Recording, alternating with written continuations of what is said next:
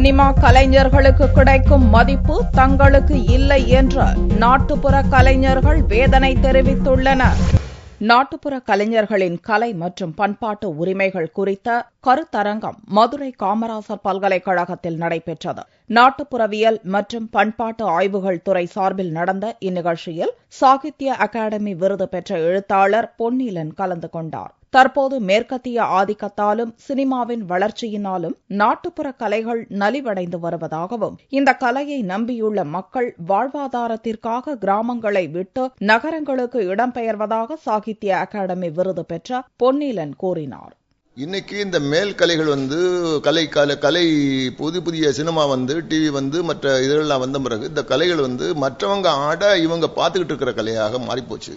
இது இந்த கலைஞர்களுடைய வாழ்க்கையை பாதிக்குது. இந்த கலைஞர்கள் அவங்க அதுக்காகவே பிறந்து அதுக்காகவே வளர்ந்து அதுக்காகவே அந்த வாழ்ந்துகிட்டு இருக்கிற கலைஞர்கள் இவங்க இன்னைக்கு சொல்லணும்னாத வறுமைக்குள்ள இருக்கிறாங்க. கிராமப்புறத்துல இருந்து நகரத்துக்கு வர்றாங்க. நகரத்துக்கு வரும்போது அவங்களுடைய நகரத்துல என்ன ஆகுது, அவங்க இடம் கிடைக்காம கம்மாக்கரையிலையும் வாய்க்காக்கரையிலையும் இந்த மாதிரியான பரிதாபமான நிலையில் இருக்காங்க. இவங்களுக்கு வாழிடம் வேணும். இவங்களுக்கான பிரச்சனைகளை தீர்க்கணும். இதுக்கான ஒரு அமைப்பு, அவங்களுடைய குரலை வெளிப்படுத்துவதற்கான ஒரு வடிவம் நமக்கு உடனே தேவை. மதுரை, தேனி, விருதுநகர் மற்றும் திண்டுக்கல் ஆகிய மாவட்டங்களைச் சேர்ந்த நாட்டுப்புற கலைஞர்களும் பங்கேற்றனர். அப்போது நாட்டுப்புற பாடல் வழியாக தற்போது நாட்டுப்புற கலை நலிந்துள்ளதை விளக்கினர்.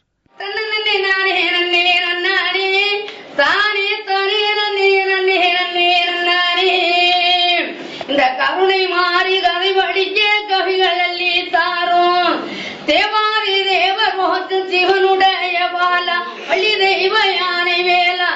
இப்ப என்னுடைய நிலவு நான் பாட்டு படிச்சு சாப்பிட்டுக்கிட்டு இருக்கேன். இனிமேல் பென்ஷனுக்கு நான் வழி தேடணும். சினிமா கலைஞர்களுக்கு விருதுகள் வழங்கி ஊக்குவிக்கும் அரசு தங்களை ஊக்குவிக்க எவ்வித நடவடிக்கையும் எடுக்கவில்லை என்று கலைஞர்கள் வருத்தம் தெரிவித்தனர். எந்த அரசாங்கம் வந்தாலும் சரி கலை பண்பாட்டுத்துறை சார்பாக தரலாம், அதை தரலாம், இதை தரலாம் சொல்றாங்களே தவிர மற்றபடி எந்த ஒரு உதவிகளும் நாட்டுப்புற கலைஞர்களுக்கு செய்யறதில்லை. நாட்டுப்புற கலைஞர்களுக்கு எந்த ஒரு விருதுகளும் வழங்குறது இல்லை.